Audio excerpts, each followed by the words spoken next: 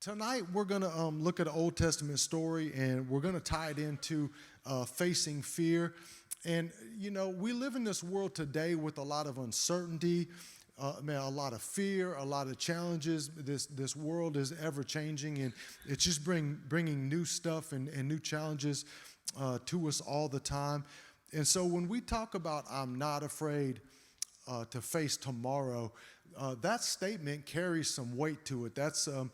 That can be a heavy statement, and we all have these things in our lives, and they're different for everybody, but nonetheless, they're real to us. We have these things in our lives that keep us bound in a spirit of fear.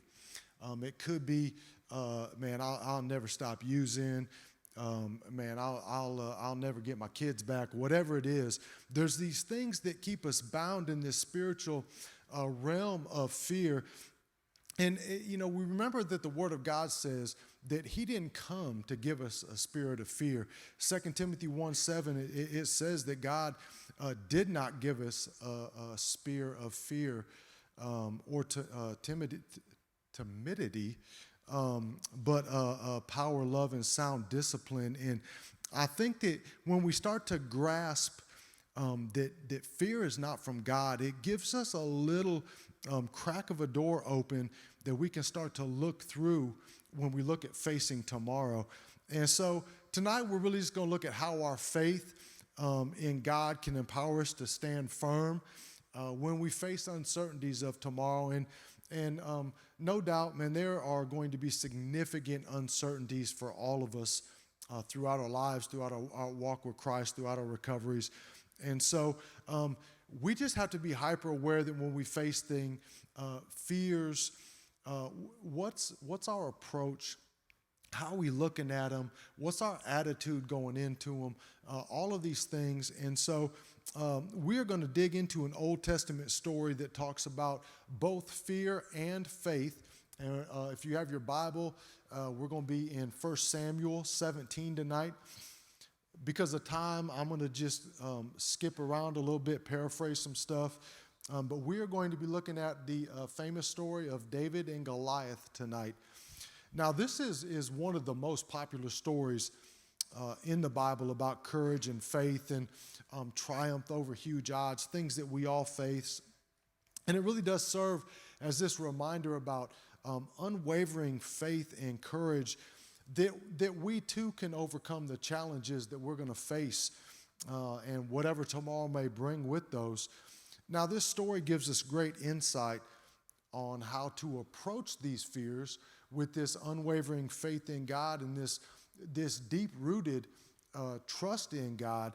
And so I really believe that if we leave here tonight and we apply this story and the application of what David has for us, that we truly will not be afraid to face tomorrow. And I'm always fascinated sometimes when we use a term like, I'm not afraid to face tomorrow.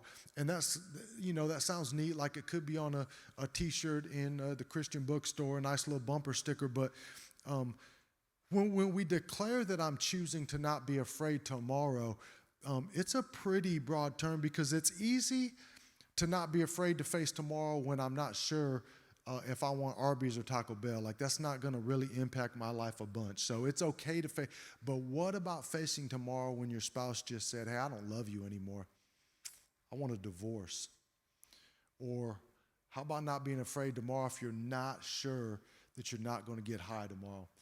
So if we take these applications, I'm telling you, it's going to make it so much easier to face the tomorrow of big challenges and big decisions. Now, I want to set the stage a little bit.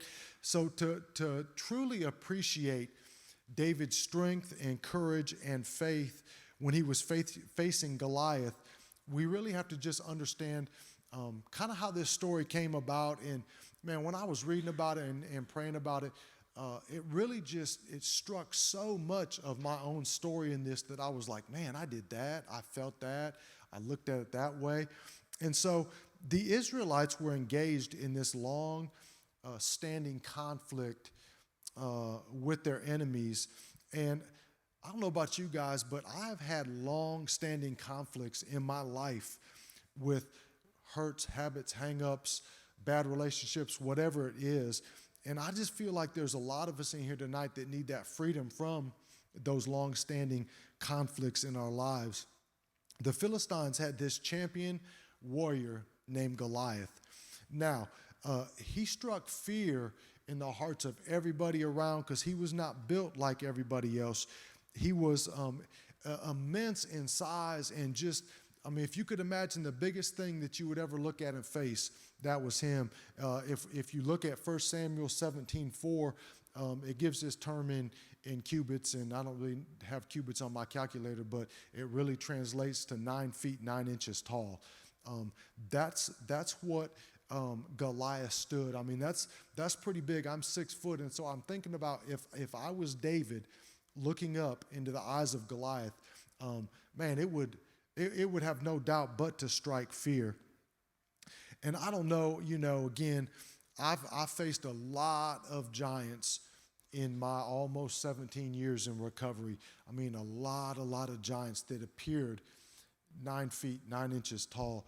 But because I chose to have faith and not be afraid to face them, man, my ability to be resistant in the face of fear today has gotten stronger because of that. God keeps building when we choose to step out in faith, when we choose to face situations that may not have a good outcome, whatever it is. When we choose to do those things, it gives us this foundation that if I can face this, I can face this. And so, man, I face so many of them. I wish I could just somehow wrap this into a testimony, but man, my whole story is woven. It's weaved or woven. I don't know which one it is, but mine is all through this. So David was born in Bethlehem to Jesse. He was the youngest of 8 sons, so again, the odds were stacked against him. He had a lot of brothers, and he was tending his father's sheep. And the prophet Samuel was instructed by God to anoint the next king of Israel. The Israelites begged to be ruled by a king, and so Samuel said, God sent Samuel, he's going to do it. But his dad didn't think it could be him. His dad lined all of his brothers up, but David was out in the field taking care of the sheep. And but David was the one that was chosen by God. And so Samuel anointed him in secret. And I don't know if anyone else has had people in your past that have said, it can't be you. It will never be you. You're not enough.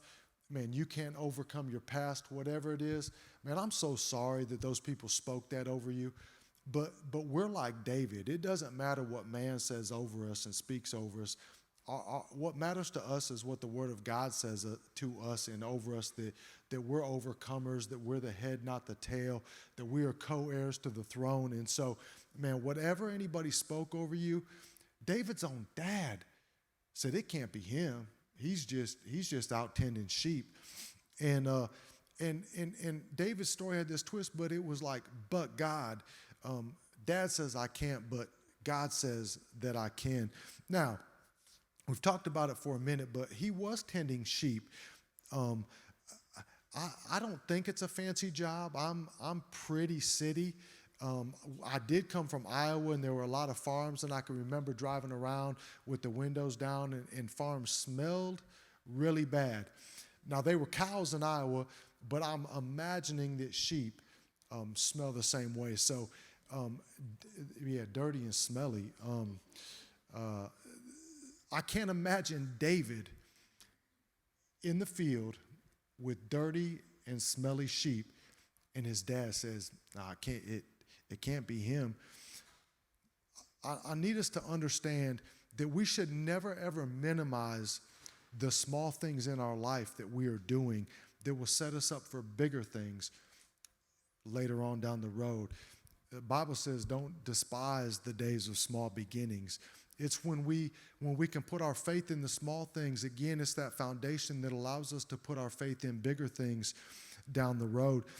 David didn't know that the small thing about taking care of those dirty, nasty sheep would prepare him for the bigger thing that would come. And that's exactly what God does in our life. This step tonight, for some of you who made this first night to celebrate, this is a huge step that is going to lead to bigger things in your recovery. It's like Corey said, man, one step after another step after a small thing will lead to big change. And so David was the same way, tending sheep, and man, David goes on for this radical story. Now, the most famous part of his story is the battle against Goliath. Nobody really cares about sheep. They just care about Goliath. So the Philistines and the Israelites were in this standoff, and Goliath had challenged the Israelites, hey, man, can you please just send out somebody that can try to defeat me? Again, 9'9", however, 5'5" to 6'2", whatever. And this guy was way bigger, and many came out to fight him, but no one could defeat Goliath. And it got so bad that they were finally like, hey, we just don't even want to try anymore. We're okay. Like, man, nobody is going to beat Goliath. But David, despite being young, inexperienced, still probably had sheep poop on his sandals, said, I got this. I'm a volunteer. I know I'm just the little shepherd boy that my dad said I would never amount to anything. It can't be me. I know I smell like sheep poop, but I'm going to take on Goliath. I mean, how incredible. God doesn't need us to have all of our stuff together. God doesn't need us to clean the sheep poop off of our feet before we come to him. He wants us just the way we are, just like he did David. He didn't tell David, hey, man, go buy some new sandals, go clean up, get some different sackcloth, whatever he wore. He just said, come on, let's go do this. He can redeem and restore us and save us right where we are. So if you're broken, if you're beaten up, if you're hurt, you're in a great spot for God to do something absolutely amazing in your life. Now we're going to get to the battle part. I don't know what I would do personally if I faced a giant, but I probably wouldn't get a sling and 5 stones. I don't know what I would get. I'm at least going to get a big stick. At the bare minimum, a big stick, but not David, because I believe that when David picked up 5 smooth stones, it symbolized that he was trusting God with this battle, that he didn't need a big stick, he didn't need armor, he didn't need a shield. David said, I don't need that stuff. And I believe that David was showing us that we don't need much with God. We can bring 5 stones to God. We can bring whatever we got left to God and watch God do something amazing with it. And he just was proclaiming with these stones that I believe that God is going to give me victory. The shield won't give me victory. The armor won't give me victory. A big sword won't give me victory. God is going to give me victory with these stones. Again, a little tiny stone, and it doesn't need a lot for God to give us a purpose and a plan of how to do this. And I love 2 Corinthians in 12:9. It says, "My grace is sufficient for you, for my power is made perfect in your weakness." And that's when we're down and out and beat down. That's when we see God move in a supernatural way. Man, I was at my lowest of lowest when Jesus showed up in my life and radically changed in the matter of this, man. I was down. The next morning, man, my life has never, ever been the same. And that's because his power was strong in my weakness. And that's what he wants, is for us to surrender those things that make us weak so that he can use his power to overcome them, so that we can face tomorrow with confidence and faith and courage and all of these things. Here's a story that wasn't in the message. So Robert Bruce used to lead Celebrate, and he had asked me to help and tapped me on the shoulder and saw purpose in me before I saw it in myself. And he would ask me to read announcements, kind of like Corey did. Hey, Ann's group starting, 12 steps, whatever. And I had this note card, and every time before I would come out and do announcements, I would throw up in a garbage can right behind the stage, every time without fail. And it finally got to be where I didn't know if I could actually come out on stage anymore, because I just I don't like to get sick. I don't think anybody likes to get sick, but my wife can testify to this. When I get sick, it sounds like I've been hit by a car. Like it's violently sick. And so worship, mind this, worship is, man, God is moving, Aaron's up here praising God and worship, and you hear that from behind the stage every Monday night. It just, man, I was beat down. I was like, I can't do this. I can't do it. But eventually I had to slay my own giant in order to do what I'm doing today. It was the small thing of being obedient to doing announcements that allows me this opportunity to do this.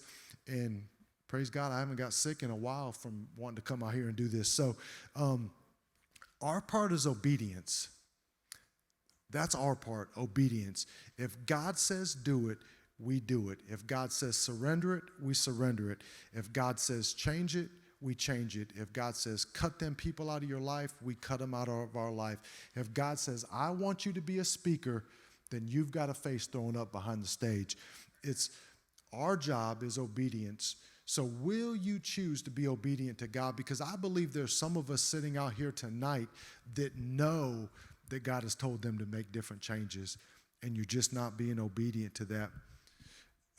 David's story with his victory over Goliath made him a hero. Imagine coming out there with these little stones, slinging one, hitting Goliath right here. One stone. He didn't even need 5 stones. He had 1 stone. And eventually, man, he would just go on to be king. It was amazing, all because he wasn't afraid to face tomorrow. Could you imagine laying down at bed knowing that tomorrow morning you were just going to get up with 5 little stones and face this giant? Just absolutely amazing. If get some time this week, go read the whole story because it's absolutely amazing. But because of time, I've got to move on. As I was reading this, God gave me 4 valuable lessons. Now, he was sharing them with me. I'm going to share them with you. If they apply, great. If not, I'm going to take them on because I believe that God is doing a work in me through this. Number 1, we got to have faith in God. Just like David, got to have faith in God. His unwavering faith in God is what made him have the ability to face the impossible. And in our lives, putting our trust in God can provide us with strength and courage to face and tackle whatever challenges come our way. Man, the people were full of fear and despair, but David chose to change their circumstances by facing his fear of tomorrow. And what set David apart from everyone else that went after Goliath was his faith in God. And so he had a different perspective than the rest of the people had. And so here's another question for you guys. How are you seeing your impossible task in your life? How are you seeing your impossible task? Because, again, I can tell you that our perspective matters with those things. So David's willingness to step forward was his testimony, and it reminded us that in adversity and uncertainty, faith is the source of strength that we need to move on. So let me ask you this. Who is in your life that is pushing you to have your faith grow? If you don't have anybody, I really, really encourage you to attend group tonight and find somebody that can push your faith to grow, because our faith is like a muscle. When we work it, it stretches. When we work it, it gets stronger. And so we have to constantly elevate our faith because it's pushing us to what we can't see, but trusting God for the outcome in what we can't see. I've been studying to take this test, and it's a 2-part test. I failed the first part of the first test, and I left really defeated and discouraged. but I knew I had to go back and do it. So I had to face my fear of going back in to take this test, even though I was feeling like really down on myself, like I couldn't do it. And I passed that. So then came this next test. This next test is a 5-hour-long test. Now, I can't sit still for very long. So I'm taking this 5-hour test. And what I like is when you sit through 4 hours and 49 minutes of an exam and you hit that submit button. And you know on the computers, it's got that little clock. It looks like the computer's crashing or something. I don't really know what it's doing, but it spins. And it felt like I sat there for about an hour. And then like the biggest statement that this screen could make, it said, fail. I was like, that's incredible. I just spent 5 hours to fail. But tomorrow I'm going to go take that same test again for 5 hours tomorrow, because I'm not going to let what happened impact my ability to not be afraid to face tomorrow and go take this test again. And I'm sharing that because even though I've been around for a while and you know I've had these challenges and God has done some great things, I still have a ton of stuff in my life that I'm afraid to face. Man, I'm afraid to go take this test because there's going to be coworkers that I'm going to have to come back to that know I'm taking this test, that are going to ask me how it went, just like they did last time. And all I can see is that big fail coming across that screen. But we got to face those things, because if I don't face those things, I'm never, ever going to get the license that I want to have. It's only because I'm going to keep going. If I fail tomorrow, I'm going to try again. The second thing is we need to have courage in the face of fear. Man, David's example was just incredible because he chose to acknowledge some things instead of letting those same things paralyze him. And that's what we have to. We've got two choices. Man, we can tremble at the fear and we can face it and we can get victory, or we can let it paralyze us and we never, ever move forward. We just stay the same. We come in, we get a few days clean, we go back out, we relapse, we come back in. And that's what happens when we get paralyzed by those things. Man, if you get knocked down, get up, come back in, keep fighting. I mean, you got to have that courage to face those fears. So let me ask you this. Where is your courage at? Because David took a little stone and he took aim and he swung it and he had courage. And he wasn't paralyzed by the giant, but he had the faith in God that one little stone would hit Goliath right between the eyes. I mean, that's pretty good courage when you walk out on a field like that. And so, again, he did that because he knew that the battle was not his alone. The battle was God's. Our battles that we're facing right now are God's battles. That addiction, that hurt, that anger, that resentment, that bitterment, that discontent, whatever it is that brought you in this door tonight is God's battle. All he asks is that you surrender it and lay it down at the foot of the cross. The ground is equal at the foot of the cross. It doesn't matter what brought you in here tonight. There is no person's struggle that is bigger or worse than anybody else's struggle, because if it's crippling you, if it's holding you back from what God has for you, it's yours to bring in and to lay down. But nobody in here, not Aaron Lee Worship, not Pastor Corey, not the small group leaders, nobody can make you lay those things down and have courage to face tomorrow. That's your responsibility. And I just pray that tonight when we dismiss and some of you go to group, that you'll sit across from that group leader and you say, hey, man, I need to share this, man. I need to surrender this tonight. I want to walk out here in victory, walk out here in freedom. The third thing, I'm so over on time. The third thing is belief in our own abilities and the power of resilience. David's past experience as a shepherd were instrumental in him facing Goliath, because David had faced threats when he was watching them dirty, nasty sheep. He had, coyotes, bear, whatever. There was things coming that wanted to eat those sheep. He faced those things and defended the sheep. He knew that gave him that resilience and belief in his own ability to face Goliath.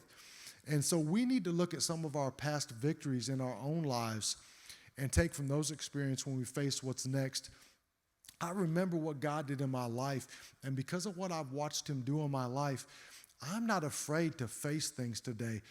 Doesn't mean I always win, doesn't mean that I don't get knocked down and bruised and beat up, but I'm not afraid to face the outcomes today because I hold on to my past experience. If God can take me from this 18-year addiction as a $600 a week crystal meth junkie who didn't believe in him, who had never went to church, who had never opened a Bible, but from one night's sleep until I get up the next day radically changed my entire life, he's got tomorrow for me. Like I'm not worried about what I'm going to face tomorrow because he's shown me what he can do, and I believe that he'll do it again in whatever I face. And man, I hope that's you. I hope that whatever little victories you have in your life, you'll remember, you'll hold on to, because just like David remembered those wolves coming after the sheep, he knew he had abilities to face Goliath. We have abilities because of our past to face tomorrow. It's okay. Hold on to them. When you face tomorrow, just remember back to what God did before. The fourth thing is the importance of preparation. Now remember, David just chose 5 smooth stones, but it was his act of preparing for the battle. And in our own lives, we have to have thorough preparation for what we're going to face. God still moves in the supernatural all the time, but we also have this tangible responsibility in the natural. We can't ask God to get us out of financial debt if all we do is go shopping and go out to eat. We can't ask God and expect him to move in the supernatural to free us from our addictions if on Tuesdays we drive by the dope house. We can't ask God to send us a godly spouse if we're just spending our time looking at porn. We've got a choice to make. We can't have the supernatural if we don't do our part in the natural. And so how are you going to be prepared for what you want God to do in your life? If you don't know, I'm so glad you asked. Try a group tonight. You should have got a handout when you came in there, like 1,492 groups on there, like anything and everything. Go to a group. There's a prayer team. Go have somebody pray over you. Man, find somebody who's been here a while. You can look around and see. I always pick on Steve, but Steve was my first small group leader. Steve's been here since Jesus was a small child. I mean, Steve's been here a long time. I'm so sorry. Have a quiet time. Man, get up, ask God to do something in your life every day. I get up every single morning, and I expect to see God do something amazing in my life. I expect to see miracles and signs and wonders every single day. Man, get in the Word. Find a church on the weekend. Come to Faith Promise. Man, find a church wherever it is that just teaches the Bible and helps you fall in love with Jesus. Start serving, man. One of the greatest things I ever did was start serving because it put me around people who wanted the same things I wanted. And you know what? A couple of those people were depending on me to come every Monday and open the door to say hi to people and hand out the little handout.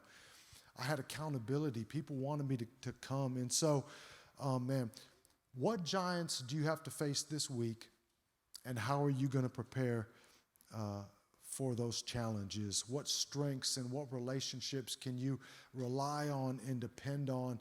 Man, I've got so many relationships from Monday night. Find you some people sitting around you in small group that can help you navigate through these battles and these fights in your life. Man, I met a guy, Robert Bruce here, 15 years ago, 16 years ago, that has been on every single journey with me, in every battle, in every fight, in every victory, in every defeat. I found that relationship here. This man has absolutely just been a key person in my life. And I met him here. There's other Robert Bruces here for you guys to meet. So the greatest person that you can meet to help you not be afraid to face tomorrow is Jesus. And I shared a little bit about my story and what he did for me. And if you've tried a lot of stuff, I tried a lot of stuff. I tried rehab. Man, I tried, hey, it's January 1st. I'm not going to do this anymore. Or, hey, when Christmas is done, that's a gift to my family. Or I tried all of those things. It wasn't until I surrendered my life to Jesus that my life truly changed. And if that's you, you're tired of being sick and tired, and you've tried a bunch of stuff and you want to try something new, you want to try this Jesus that we've been talking about.